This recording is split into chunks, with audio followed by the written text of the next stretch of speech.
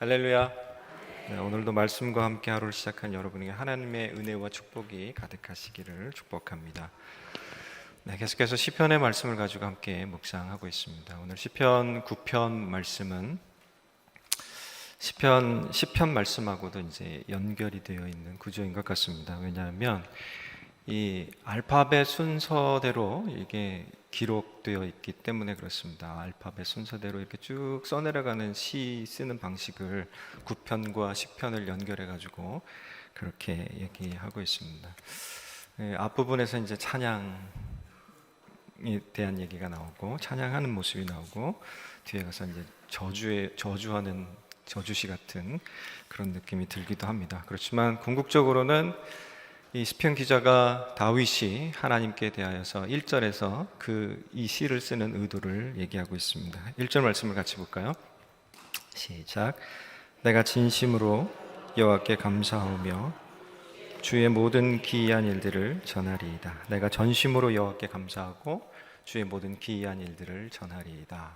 여기서 이제 두 가지 목적을 얘기하고 있는 것을 볼 수가 있습니다. 첫 번째는 상반절에 전심으로 여호와께 감사하겠다 하는 것. 그리고 또 한 가지는 주의 모든 기이한 일들을 전하겠다라고 하는 이 두 가지 이유를 가지고 시편 9편을 기록하고 있는 것을 볼 수가 있습니다.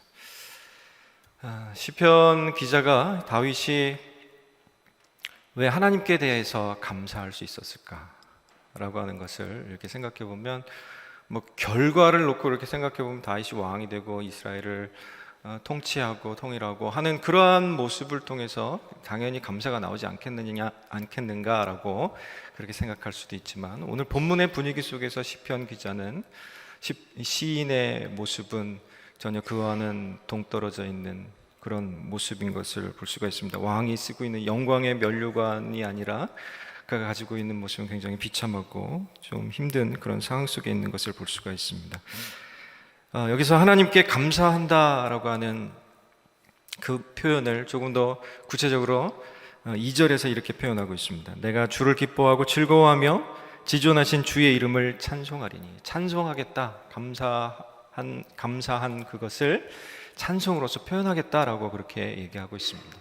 우리가 하나님께 대해서 감사하고 찬송한다라고 하는 것은 무엇을 가지고 하나님께 감사하고 찬송할 수 있을까요?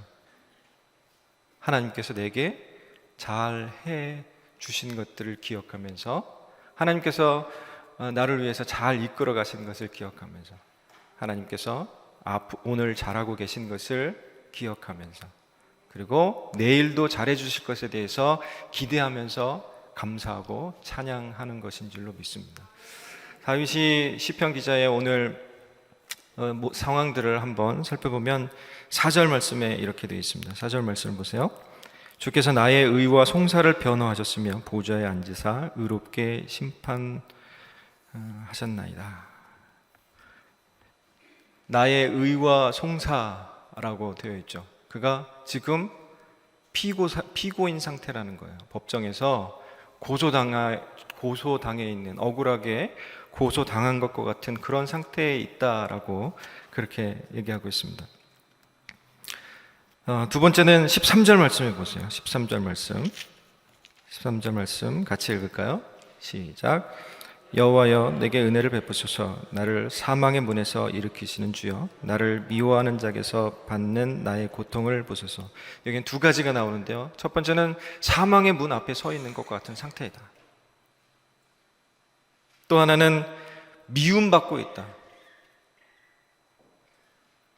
그가 사망의 문 앞에 있는 것 같은 그런 상황, 그리고 미움받고 있는 그런 상황 속에 있었기 때문에 4절에서 얘기하고 있는 것처럼 그가 피고당해 있는, 고소당해 있는, 피고인으로 있는 그런 상태가 되었다라고 하는 것을 알 수가 있습니다. 또 18절 말씀에도 이렇게 나옵니다. 18절 말씀 또 같이 봅니다. 시작. 궁핍한 자가 항상 잊어버림을 당하지 아니하며 가난한 자들이 영원히 실망하지 아니하리로다. 그가 지금 현재 상태가 궁핍한 거예요. 궁핍한 거. 그리고 가난한 상태입니다. 궁핍하고 가난한 상태에 있는 다윗 시인. 여기서 이 가난하다라고 하는 말의 이 히브리 원어를 조금 다르게 번역하시는 분은 지금 순환당하고 있다. 순환당하고 있다라고 그렇게 표현하고 있습니다. 궁핍하고 가난하고 그리고 더 나아가서 순환까지 당하고 있는 그런 상태. 그리고 또 한 가지 보면 10절 말씀입니다. 여호와의 주의 이름을 아는 자는 주를 의지하오리니 이는 주를 찾는 자들을 버리지 아니한 시민이다. 이것을 통해서 보면 희망적인 얘기이긴 하지만 현재 다윗의 상태는 의지할 대상이 없는 상태, 뭔가 연약한 상태, 뭔가 누군가를 의지하지 않으면 넘어질 수밖에 없는, 죽을 수밖에 없는 그런 상태인 것을 볼 수가 있습니다. 시인의 모습은 결코 하나님께 대해서 감사할 수 있는 상황이나 하나님께 대해서 찬양할 수 있는 그런 상황이 아닙니다. 환경을 바라보면 자기 주변에 가득히 차 있는 그런 문제들을 바라보면 결코 하나님을 감사할 수도 없고 하나님께 찬양할 수도 없는 그런 상태이지만 그럼에도 불구하고 그는 하나님께 대해서 감사하고 찬송하고 있는 겁니다. 사랑하는 새생명 비전교회 성도 여러분, 이 새벽에 나오신 여러분 가운데 감사와 찬송이 가득하시기를 소망하고 축복합니다. 그런데 가만히 한번 들여다보세요. 입으로는 감사합니다, 찬송합니다 라고 얘기하고 있지만 아직도 이 속에서 꿈틀꿈틀거리고 있는 것이 감사하지 못하게 하는 그런 요소들이 가득하지 않았습니까? 하나님께 감사하지 못하는 이유, 하나님께 찬송하지 못하는 이유들을 이렇게 가만히 살펴보면요, 처음에는 시기 질투하는 그런 마음이 있기 때문에 감사하지 못합니다. 그 다음에는 불평이 가득하기 때문에 하나님께 감사하지도 못하고 찬송하지도 못합니다. 또 하나는 입을 열어서 감사합니다라고 말은 하긴 하지만 뭔가 다른 것을 얻을 것이 없을까 생각하는 마음 때문에 가식적으로 감사합니다, 혹은 속이는 모습으로 감사합니다라고 그렇게 얘기하기도 한다라고 하는 겁니다. 미래에 누군가 나에게 베풀어줄 호의에 대한 기대감 때문에 그냥 입 바른 소리로, 입에 발린 소리로 감사하다라고 표현하기 때문에 하나님께 대한 진정한 감사와 찬송이 나오지 않는다라고 하는 거죠. 우리 속에 있는 불평에 대해서 한번 생각해 보면요, C.S. 루이스는 천국과 지옥의 이혼이라고 하는 그 책 속에서 이 불평에 대해서 얘기합니다. 지옥에 있는 사람들 몇 사람이 천국에 갈 수 있는 기회를 얻어서 이렇게 가고 있는데 그 중에 한 여인이 굉장히 불평이 아주 몸에 배어 있는 거예요. 익숙한 거예요, 아주 그냥. 근데 그들을 이끌어가고 있던 교사가 이렇게 얘기합니다. 그 불평이 올 수밖에 없었던 상황들을 얘기해 주는 거예요. 첫 번째 단계는 이렇답니다. 그냥 불평이라는 감정이 들기 시작한 거예요. 그래서 그거는 감정적인 거니까 그냥 이러면 안 되지라고 떨쳐버렸는데, 그 다음 단계는 정말 힘들 때는 그 불평이 나의 진짜 기분으로 받아들여지는 거예요. 그리고 그 상황에서는 그래도 빠져나올 수 있어. 그렇지만 언젠가는 더 이상 거기서 빠져나오지 못하고 거기에 머물러 있는 자기를 발견하게 된다는 겁니다. 그 상태가 되면 이 불평에 대해서 비판적인 태도를 취하는 자기 모습도 없고, 또는 반대로 불평을 즐기고 있는 자신의 모습도 없고, 오직 자기 존재는 없고 오직 불평만 남아있는 그런 상태에 머무르게 된다라고 하는 거죠. 불평을 위해서 불평하고 또 불평하고, 그냥 그거 불평만 계속 반복되어지는 그런 상태로 빠져들게 된다라고 하는 거죠. 그것이 지옥에 있는 사람의 모습이다라고 C.S. 루이스는 얘기하고 있습니다. 여러분, 지옥을 살고 계십니까? 천국을 살고 계십니까? 바라기는 천국을 살고 계시기를 소망하고 축복합니다. 왜냐하면 불평보다는 하나님께 대한 감사와 찬송이 넘치는 여러분의 모습이기 때문인 줄로 믿습니다. 오늘 한 날의 삶을 살면서 우리가 하나님 앞에서 점검해 봐야 돼. 내가 시기하고 질투하는 것이 가득하고 불평이 가득하고 뭔가 목적을 가지고 뭔가 얻기를 바라는 소망하는 마음 때문에 거짓 감사를 하고, 그런 모습, 그런 것들을 떨쳐버리고 진짜 하나님 존재 자체만으로도 감사하고 찬송하는 것이 넘치는 저와 여러분 되기를 간절히 소망하고 축복합니다. 이 다윗은 시인은 찬송과 감사를 하나님 앞에 표현할 수 있는 근거를 찾았습니다. 3절 말씀 보세요. 내 원수들이 물러갈 때 주 앞에서 넘어져 망함이니이다. 그리고 4절에서 주께서 나의 의와 송사를 변호하셨으며 보좌에 앉으사 의롭게 심판하셨나이다. 3절과 4절 말씀을 보면 이 시인이 곧 미래에 하나님께서 자기를 구원할 것이다 라고 하는 것에 대한 확신이 있어요. 이런 확신이 그 속에 있을 수 있는 이유가 무엇일까요? 그가 하나님의 성품에 대해서, 하나님의 존재에 대해서, 하나님이 우리 앞에 나타나시는 모습에 대해서 분명한 확신이 있기 때문에 그렇습니다. 하나님이 어떤 모습인가 오늘 본문 속에서 한번 보겠습니다. 첫 번째 드러나는 모습은 7절과 8절에 나옵니다. 7절, 8절. 여호와께서 영원히 앉으시며 심판을 위하여 보좌를 준비하셨도다. 공의로 세계를 심판하시며 정직으로 만민에게 판결을 내리시로다. 어떤 모습이죠? 재판관, 판사의 모습입니다. 두 번째 모습은 아까 4절에서 읽었는데요, 변호하신다라고 얘기합니다. 법정이라고 생각하면 판사이신 하나님, 그리고 더불어 변호하시는 분도 하나님이세요. 판사도 하나님이고 변호도 하는 분도 하나님이면 누가 이겨요? 물어보는 만하죠. 그런 하나님이 저와 여러분의 하나님이랍니다. 힘을 내시기 바랍니다.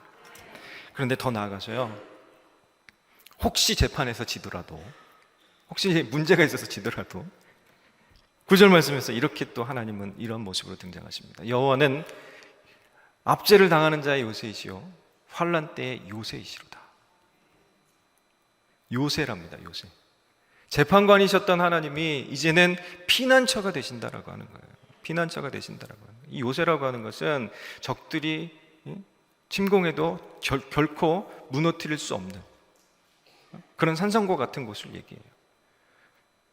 그런 피난처로서 하나님께서 존재하시기 때문에 이 시인은 하나님 앞에서 미래에 곧 자기가 구원받을 것이다 라고 하는 그런 확신을 가질 수 있었던 것입니다. 그리고 한 가지 더 보면 5절과 6절인데요, 이방 나라들을 책망하시고 악인들을 멸하시며 그들의 이름을 영원히 지우셨나이다. 원수가 끊어져 영원히 멸망하였사오니 주께서 무너뜨린 성읍들을 기억할 수 없나이다 라고 얘기합니다. 보수자죠. 원수를 갚아주시는 분, 보복해 주시는 분으로서 시인은 하나님을 묘사하고 있습니다. 그러니까 자기가 느끼는 하나님의 모습이 그런 거라는 거죠. 자기가 지금 법정에 서 있는 피고인의 신세이지만 가난하고 궁핍하고 고난받고 그런 어려운 상황 속에 있지만 그럼에도 불구하고 자기가 이 안전함을 느끼는 것은 하나님이 재판관도 되시고 변호사도 되시고 피난처도 되시고 보수자도 되어 주시기 때문에 결코 염려하거나 두려워할 것이 없다라고 하는 것이죠. 이것이 감정적인 문제로 끝나는 것이 아니라, 감정적인 상태로 끝나는 것이 아니라 실제적으로 하나님께서 역사하셔서 그 일들을 이루어 가실 것이다라고 하는 그 확신, 그 믿음, 그것을 기다리고 인내하며 쫓아가고 있는 그러한 모습이다라고 하는 것을 볼 수가 있습니다. 시인이 미래의 구원에 대한 기대감을 갖고 이것을 확신하는 그 모습을 18절에서는 이렇게 얘기하고 있습니다. 18절 말씀 보세요. 같이 읽을까요? 시작. 궁핍한 자가 항상 잊어버림을 당하지 아니하며 가난한 자들이 영원히 실망하지 아니하리로다. 자기가 지금 순환을 당하고 있긴 하지만 그럼에도 불구하고 이 자기의 소망과 기대는 영영이 망하지 않는다라고 하는 거예요. 그것을 실망하지 않는다라고 표현하고 있는 거예요. 자기가 기대하고 소망하고 있는 거예요. 왜? 하나님이 영영이 보좌에 계시기 때문에. 지금 자기가 순환당하고 고난당하고 있지만, 궁핍한 상황이지만 그럼에도 불구하고 하나님이 보좌에 앉아 계셔서 심판하시는 재판관이 되어 주셨기 때문에 자기는 영영이 잊어버림을 당하지 않는다라고 그렇게 얘기하고 있습니다. 다윗이 현재 상황이 그러한 상태이지만 그럼에도 불구하고 보다 더 큰 확신 속에 나아갈 수 있는 이유 또 한 가지가 있습니다. 10절 말씀 보세요. 10절 말씀. 10절 힘주어서 같이 읽어보겠습니다. 시작. 여호와여 주의 이름을 아는 자는 주를 의지하오리니 이는 주를 찾는 자들을 버리지 아니하심이니이다. 아멘. 주의 이름을 아는 자, 주를 찾는 자, 이 같은 의미로 볼 수 있는데요. 주를 아는 자, 하나님을 이렇게 알고 있는 자, 시인이 이렇게 알고 있는 것 같이 아는 자, 그는 하나님을 의지할 수밖에 없다라고 하는 거죠.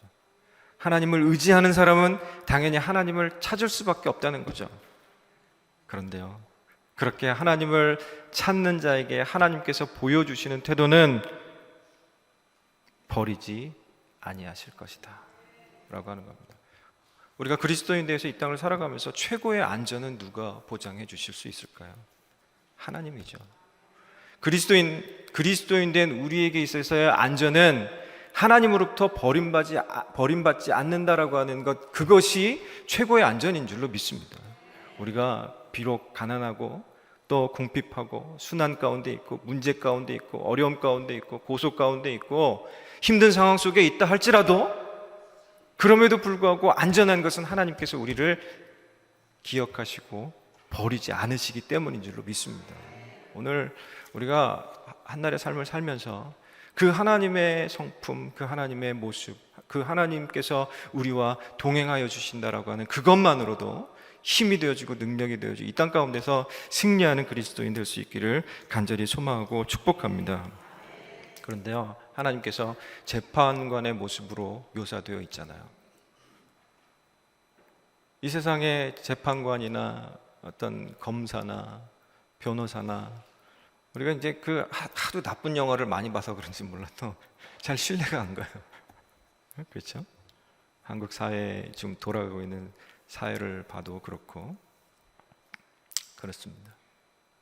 그런데 우리에게 계신 그 재판관, 그 우리 하나님은 늘 공의로 심판하십니다. 늘 정직하게 심판하신답니다. 불의한 재판관은 뭔가 받을 것이 없을까?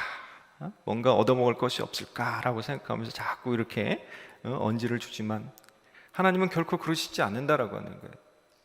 단 한 가지 이유 때문에, 하나님을 의지하기 때문에, 하나님을 찾기 때문에, 하나님을 이렇게 알고 있기 때문에 하나님은 그 사람들에게 결코 불의로서, 불공평으로서 대하지 않으시고 오직 정직과 공의로서 대하신다라고 하는 그 사실, 그것이 우리에게 얼마나 큰 위로가 되고 힘이 되는 줄로 믿습니다.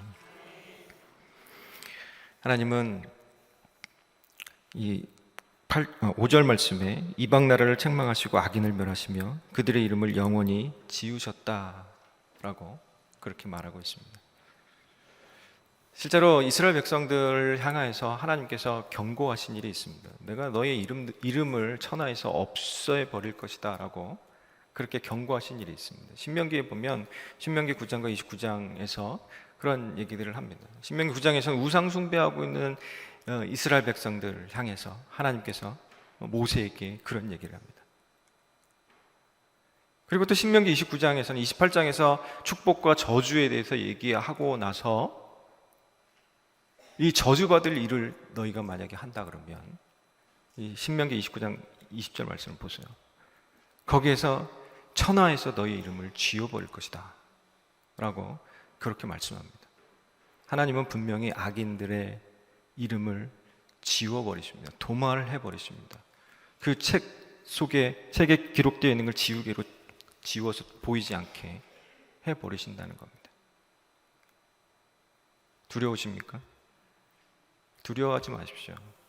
왜냐하면 여러분 안에 있는 예수님 때문에, 여러분 안에 있는 하나님을 의지하는 그 마음 때문에, 하나님을 믿는 그 믿음 때문에 하나님은 결코 저와 여러분을 잊어버리지 않으시고 지워버리지 않으실 것이기 때문입니다. 하나님은 자기를 찾는 자를 버리지 않으십니다. 그런데요, 이 찾는다라고 하는 단어가 12절에 한 번 더 나옵니다. 12절 말씀 보면 피 흘림을 신문하시는 이가 그들을 기억하시며 가난한 자의 부르짖음을 잊지 아니하시도다. 찾는다는 말이 어디 나오죠? 안 나오죠. 여기 원어상으로 보면 이 신문하는 이라고 하는 단어가 찾는다라고 하는 그런 의미를 가지고 있는 단어랍니다. 여기서 찾는다라고 하는 것은 하나님이 신문하는 자가 되어서 찾으시는 거예요.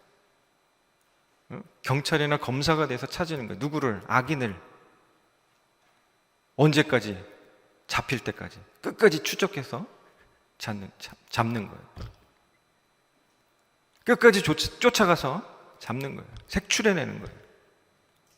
악은 하나님 앞에서 하나도 남김없이 다 색출되어서 결국 다 그 이름마저도 다 없어져 버리는 그런 결과를 맞게 될 것입니다. 그런데 10절에서 얘기하고 있는 찾는다라고 하는 것은 하나님을 만나고자 하는 거죠. 하나님을 만나고자 하는 간절함이죠. 하나님을 알고자 하는 그 간절함이죠. 그런 것이 있는 저와 여러분에게 대해서는 하나님께서 신문하는 자로서 나타나는 것이 아니라 버리지 않고 기억하시는 하나님으로 나타나고 계신다라고 하는 그 사실을 기억하시기 바랍니다. 그것이 우리에게 얼마나 큰 힘이 되고 능력이 되는지 모르겠습니다. 이렇게 우리가 감사하지 못할 이유들을 제거해버리고, 그리고 감사하는 마음으로서 하나님 앞에 감사하고 또 진정한 찬양을 드리고 나서 해야 할 것이 무엇인가? 앞에 시편 기자가 두 가지 한다 그랬죠. 첫 번째 감사하는 것과 두 번째 전하는 것. 전하는 일을 해야 된다라고 하는. 물론 여기서 얘기하고 있는 전한다라고 하는 것은 공중 가운데서 선포하고 있는 것을 얘기해요. 공공연하게 공식적으로 선포하고 있는 것을 얘기해요. 하나님이 이렇게 좋으신 분입니다. 이렇게 잘해 주셨습니다. 이렇게 잘해 주실 것입니다라고 하는 것에 대해서 선포하는 거예요. 다른 말로 얘기하면, 개인적으로 얘기하면 전하는 거죠. 누구에게 전하는 것일까요? 첫 번째 그 대상은 11절에 나옵니다.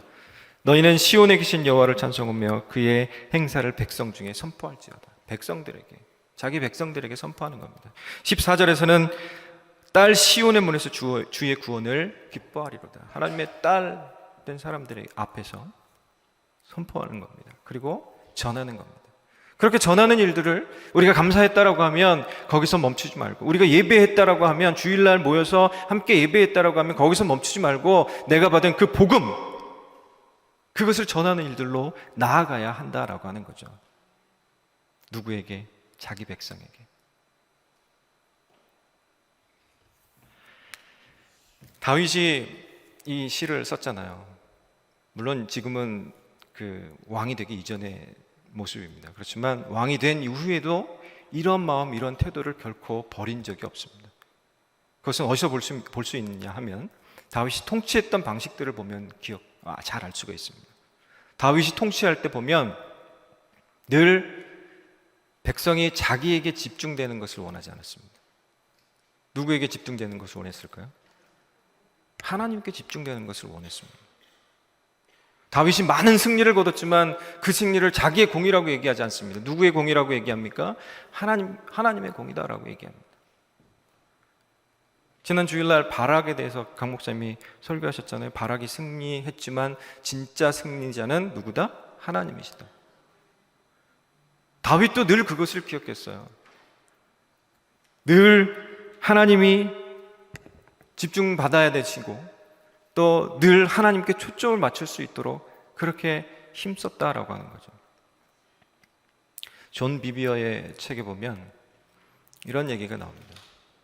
우리가 율법주의를 싫어해서 피하지만 정작 복음 가운데 있는 중요한 것을 전하지 않고 있다라고 얘기합니다. 무슨 의미냐면 회개와 죄사함에 대해서 전해야 되는데 그것을 전하지 않고 있다. 왜냐하면 불편하기 때문에, 사람들이 들어서 불편하기 때문에. 존 비비어가 몇 번 경험한 큰 집회에서 많은 은혜가 있을 것을 기대하고 갔지만, 물론 은혜되는 말들도 많이 있었지만 그 중에 핵심이 빠진 것 같아서 너무 허전했다는 거예요. 그 강사는 부정적인 얘기는 하지 않을 것입니다. 긍정적인 얘기만 여러분은 듣게 될 것입니다. 그리고 진짜로 긍정적인 얘기를 해서 사람들이 용기를 얻고 힘을 얻고 뭔가 살아봐야 되겠다라고 결단을 할 수 있도록 그렇게 만들었대요. 그런데 정작 중요한 이 회개와 죄사함에 대해서는 쏙 빼놨다라고 하는 거예요. 하나님의 복음이 분명히 우리에게 은혜입니다. 은혜이지만 그 은혜인 것은 우리가 회개하고 죄사함 받았기 때문에 은혜인 겁니다. 이 회개와 죄사함에 대해서 얘기하지 않는 그 강사, 그는 사람들로부터 많은 박수를 받았습니다. 칭찬을 받았습니다. 인정을 받았습니다. 많은 이 유명한 강사로 불려다닙니다. 그렇지만 정작 중요한 것을 빼버렸죠. 그래서 누구에게 집중이 됐습니까? 복음 주신 하나님께 집중되지 않고 자기가 집중받은 거예요. 자기가 칭찬받은 거예요. 비단 그 강사만의 이야기일까요? 이 자리에 함께 앉아있는 저와 여러분에게도 동일하게 해당되는 이야기입니다. 인정을 쫓아다니고 칭찬을 쫓아다니고 그것을 구걸하고 다니다 보면 결국 하나님의 복음 가운데 핵심적으로 있어야 할 그것을 얘기하지 못하게 되는, 하나님께 집중해야 되는 그런 상황들을 만들지 못하는 그런 불쌍하고 어리석은 상태로 나아갈 수도 있다라고 하는 사실입니다.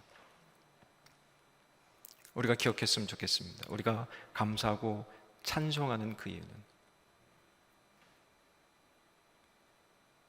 모든 사람들이 하나님께 집중했으면 좋겠다. 모든 사람들이 하나님의 복음을 알았으면 좋겠다. 모든 사람들이 회개와 죄사함의 결과로서 구원받았으면 좋겠다라고 하는 그러한 순수한 마음으로, 그런 복음의 마음으로 하나님께 대해서 감사하고 찬송하고, 그래서 또 다른 사람에게 복음을 전하는 그러한 일들로 나아갈 수 있기를 간절히 소망하고 축복합니다. 두 번째는 누구에게 전해야 할까요? 19절 말씀입니다. 여호와여 일어나사 인생으로 승리를 얻지 못하게 하시며 이방 나라들이 주 앞에서 심판을 받게 하소서. 여기서 이방 나라들의 심판에 대해서 얘기하고 있긴 하지만 그럼에도 불구하고 이 안에 담겨 있는 것들을 가만히 생각해 보면 이방 나라들에게도 주의 복음이 전해지기를 소망하는 마음이 있습니다. 왜요? 그것은 하나님의 마음이기 때문에 그렇습니다. 20절 말씀 보세요.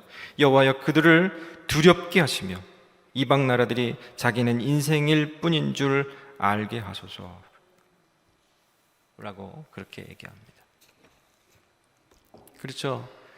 그들 가운데 두려움이 든다라고 하는 것은 하나님을 알게 되었다라고 하는 거죠. 하나님을 알게 되어서 경외하는 마음이 생기게 되었다라고 하는 거죠. 그리고 그들이 인생일 뿐이다, 자기가 신이 아니라 하나님이 아니라 인생일 뿐이다라고 하는 그 마음을 갖게 된 것은 하나님 앞에서 겸손하게 된다라고 하는 그것을 의미합니다. 물론 악에 대해서는 하나님께서 최종적으로 심판하실 것입니다. 그러나 악인에 대한 하나님의 기대감은 무엇입니까? 악인이 죄를 짓는 그 순간에 멸망당하는 것입니까? 아니면 죄를 회개하고 돌아오는 것입니까? 회개하고 돌아오는 것이죠. 저와 여러분이 먼저 예수님 믿고 구원받아서 이 자리에 앉아 있는 것은 큰 은혜요 축복입니다. 그런데 우리들 마음 가운데 조금 더 넓은 마음이 있었으면 좋겠어요. 내가 사랑하는 사람, 내가 좋아하는 사람, 나한테 잘해주는 사람한테는 복음을 전하는 것이 쉽고 편해요. 그렇지만 나에게 악하게 대하는 사람에게 복음 전하는 것은 쉽지가 않습니다. 분명히 그것은 어렵습니다. 그런데요, 우리가 의인이 되었다, 믿고 의인이 되었다라고 하는 것과 또 뭔가 하나님 나라를 함께 갖게 되어야 한다라고 하는 것은 좀 다르죠. 이렇게 설명해 볼게요. 볼펜이 하나 떨어져 있어요. 영희와 철이 중에 둘 중에 한 사람 거예요. 대충 보니까 영희 건 것 같아요. 그런데 평소에 생활하는 그 두 사람의 모습 보니까 철수가 더 착해. 그러면 이 볼펜은 누구 거예요? 영희 거죠. 철수가 아무리 착해도 이 볼펜은 영이 거죠. 하나님 나라는 누구 겁니까? 저와 여러분이 먼저 예수님 믿었다고 해서 우리들의 것만인가요? 아니죠. 하나님께서 하나님 나라에 들어올 사람은 죽어가는 영혼들을 살려서 다 들어오게 하는 것이다 라고 하는 그러한 기대감을 가지고 하나님 나라에 대해서 우리들에게 알려주셨는데, 그것을 막아서는 안 되는 거죠. 그런데 간혹 우리가 그러한 실수를 범합니다.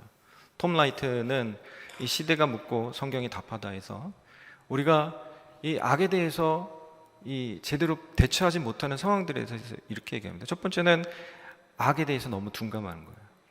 악이 너무 멀리 있다라고 생각하는 거예요. 두 번째는 악이 정말로 가까이 왔을 때 깜짝 놀란다는 거예요. 그리고 세 번째는 악이 닥쳤을 때 그것이 대처하는 방식이 너무도 무식하다는 거예요. 마치 악에 대해서 이 죄와 악은 나와 동떨어져 있는 것이다 라고 이렇게 생각하는 거예요. 마치 그 쓰나미가 덮쳐오는 바다를 바라보면서 와, 멋있다 라고 생각하고 있는 거. 굉장히 웅장하잖아요. 큰 파도가 일어서 이렇게 멀리서 보이면. 이 악당들 영화를 이렇게 보면서 야, 저 악한 놈들, 나쁜 놈들, 예? 어떻게 저 옥녀를 저렇게 괴롭힐 수가 있어? 그러면서 막 남의 얘기처럼 영화를 보듯이 드라마를 보듯이 그렇게 악에 대해서 보고 있다라고 하는 거예요. 근데 실제로 그것이 내게 닥쳤을 때는 깜짝 놀라서 당황해가지고 어떻게 대처할 줄을 모른다라고 하는 거예요. 그리고 그 일들이 벌어졌을 때 그 반응 보이는 방식이 하나님의 형상으로서 먼저 구속받은 사람으로서 그 악에 대해서 대처하는 것이 아니라 그냥 무조건적 반응, 악에 대해서 악으로 반응하는, 악에게 지지 말고 선으로 악을 이기라 라고 말씀하셨음에도 불구하고 그것을 잊어버리는 거예요. 911이 터졌을 때 미국 사회가 어떻게 했었습니까? 죄 없을지 모르는 아랍 사람들을 다 일반화시켜가지고 다 색안경을 끼고 괴롭힌 것과 똑같습니다. 여러분은 안 그랬다고요? 우리는 한국 사람이니까 자유롭지 못합니다. 그런 마음이 우리들 속에 있어요. 그런 것들에 대해서 우리가 짚고 넘어가야 돼요. 늘 내가 자존감을 좋게 가지잖아요. 나는 하나님의 형상이다, 나는 구원받은 하나님의 백성이다 라고 하는 자존감을 좋게 갖고 있긴 하지만 가지고 있는 자존감만큼 세상을 향해서 보여주는 그런 모습은 하나님의 형상이나 하나님의 구원받은 백성으로서의 모습이 아닐 수도 있다고 하는 거죠. 그 악이 벌어지고 있는 일들에 대해서, 죄가 벌어지고 있는 상황들에 대해서 우리가 잘 관찰하고 그 안에다가 잘 대처를 하고 반응을 보여야 됩니다. 어떻게 할 수 있을까요? 쉽지 않습니다. 그러나 계속해서 훈련해야 됩니다. 말씀 안에서 훈련해야만 합니다. 말씀 안에서 다윗이 보여줬던 것 같이 그렇게 대처해야만 합니다. 다윗이 어떻게 했습니까? 압살롬에게 쫓겨다닐 때 시므이가 저주하잖아요. 그 저주하는 시므이를 향해서 가서 죽여라! 라고 그러지 않으시고 어떻게 얘기했습니까? 하나님이 하시는 얘기일지 모르니까 가만 놔둬라. 먼저 우리 안에 있는 하나님의 형상, 우리 안에 있는 구원받은 자의 모습, 그것을 통해서 하나님의 음성을 들으려고 하는 그런 태도를 먼저 가져야 한다라고 하는 그 사실입니다. 사도 바울은 아그리빠 왕 앞에서도 벨릭스 총독 앞에서도 그가 묶여있는 상태였지만 자기의 묶여있는 상태에 대해서 조금 불쌍하게 보여가지고 어떻게 좀 이렇게 빠져나갈까라고 하지 않고 당당하게 내가 묶여있지만 묶여있는 거 왜 나와 같이 되기를 원한다. 저거 미쳤다는 소리를 듣긴 하지만 그럼에도 불구하고 당당하게 복음을 전하는 일들을 감당했었다라고 하는 사실 우리가 함께 기억했으면 좋겠습니다. 그래, 오늘 한날의 삶을 살으시면서 우리가 하나님 앞에 진정한 감사와 찬양으로 나아가기를 소망합니다. 더불어서 그 찬양과 감사가 세상 사람들 앞에 나를 사랑해주는 사람이든 나를 미워하는 사람이든 그 복음의 영향력이 온전하게 나타날 수 있도록 하는데 힘쓰는 그런 모습이 될 수 있기를 간절히 소망하고 축복합니다. 함께 기도하겠습니다. 하나님 감사합니다. 시편 기자의 입술을 통하여서 하나님께서 말씀하신 줄로 믿습니다. 우리들 마음 가운데는 악인이 벌받는 모습을 보면서 쌤통이다 라고 하는 그런 마음이 먼저 들지만, 하나님 그럼에도 불구하고 우리 안에 있는 하나님의 형상을 따라 지음바 되어진 우리의 모습, 주 예수 그리스도의 십자가의 구원의 은혜를 통해서 새롭게 되어진 이 구원받은 백성으로서의 모습, 하나님 자녀된 모습, 그것을 인하여서 하나님 그 상황들을 잘 보게 하시고, 하나님께서 일하시는 것을 보게 하시고, 하나님께서 말씀하시는 것을 들을 수 있도록 인도하여 주시옵소서. 그것을 통하여 하나님께 대한 진정한 감사와 찬양이 나오게 하여 주시고, 그것을 인하여서 사는 삶의 모습이 하나님께 대한 감사, 찬송이 넘치는 그런 하나님을 즐거워하는 삶이 되어지도록 주님 인도하여 주시옵소서. 감사드리옵고 예수님 이름으로 기도드리옵나이다. 아멘.